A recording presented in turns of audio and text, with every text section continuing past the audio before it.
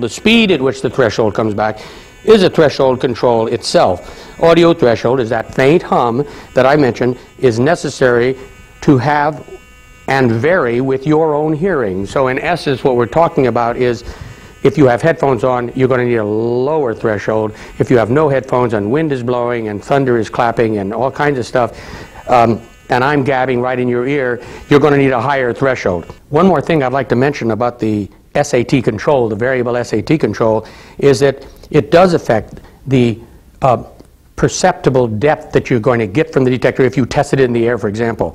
The lower speeds of SAT will get you more depth.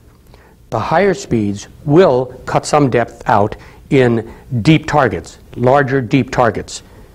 The actual ability to hear small targets, however, can be accentuated with speeds approximating the preset position, the 3 to 4, and a little bit further up you can hear a little tinier targets, a little bit sharper.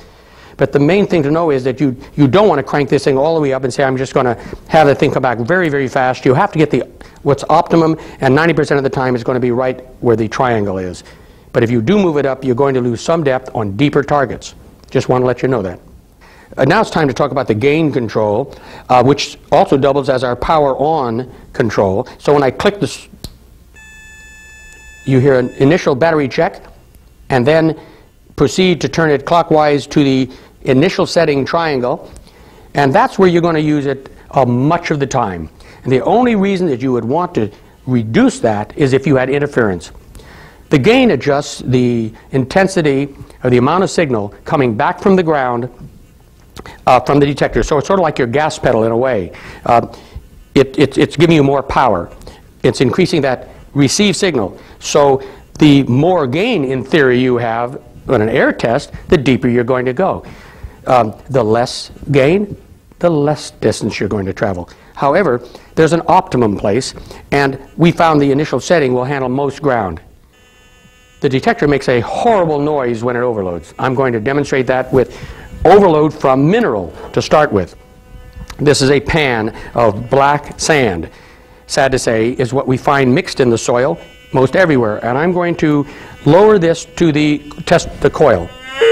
You hear that foghorn? That's overload. Disgusting sound. Now, I'm going to correct it because what's going to happen on the display, believe it or not, it should say, bad ground, reduce gain. It tells you what to do if you forget, because there are two things that can overload it: a large metal target and a large amount of mineralization. In this case, it said, bad ground, reduce gain. So I'm going to reduce the gain until that sound goes away, and here we go.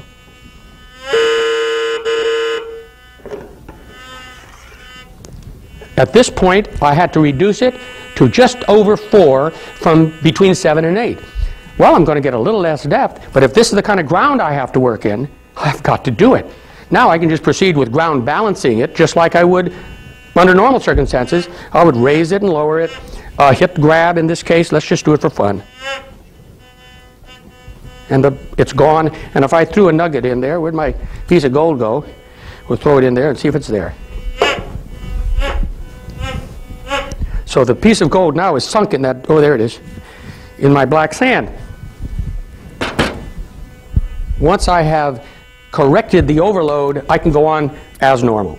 And I've had to operate a little bit lower.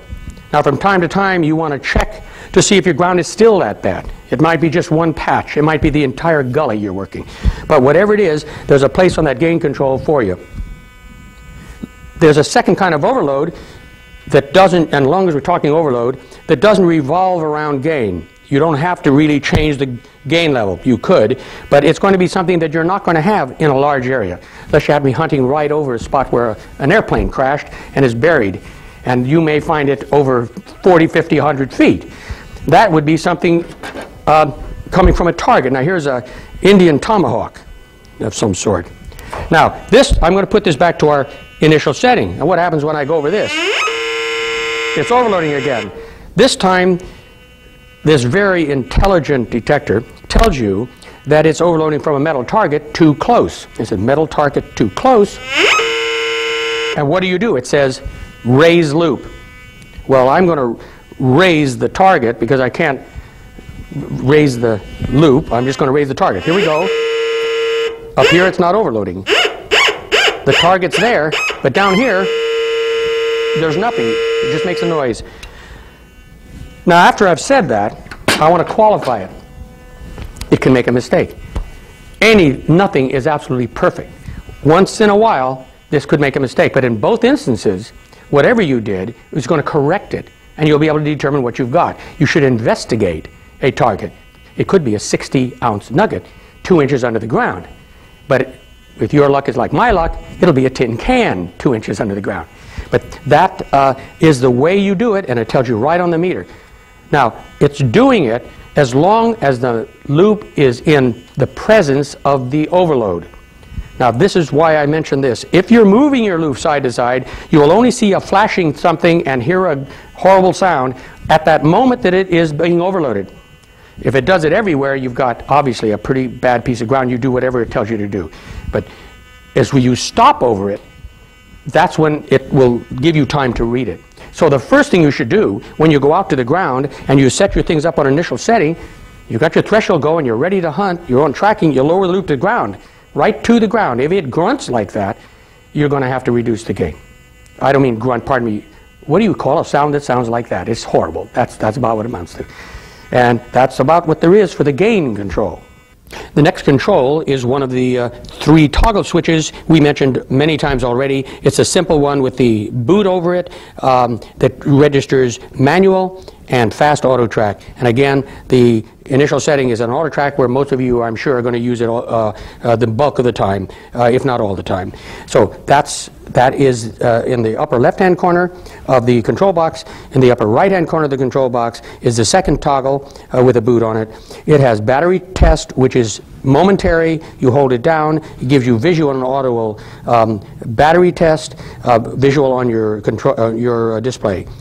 Pushing it forward, it locks into the position of signal boost. Signal boost is an increase in the audio signal, allowing you to work and hear very tiny targets. One wouldn't use this continuously in most cases. You'd use it on bedrock possibly, or in a contained area, because it's a large increase, about 4 times the audio signal that you'd normally get from when it's off. So it increases the amount of audio signal, but it's very tedious to try to use that, and it's not, the threshold will get wavering and sort of uneven. So that is there to be used when you want to use it, but it's in a locked position. The third toggle and the last control that you have, other than the touchpads which we described earlier on the display, is a trigger in the usual position right behind the hand grip. Now I want to mention this trigger because that's the one control that you have that totally is involving the iron ID. I want to mention at this point that iron ID is showing on a bar graph on this display, and we'll talk about that in a few moments, and it's there all the time. You don't have to look at it. It's just there. If you want to look, you can glance down and see it. But the control here with the trigger controls the audio sound that you would get if you had the probability of the target being iron. We've made it very, very simple, and it's in 2 stages basically.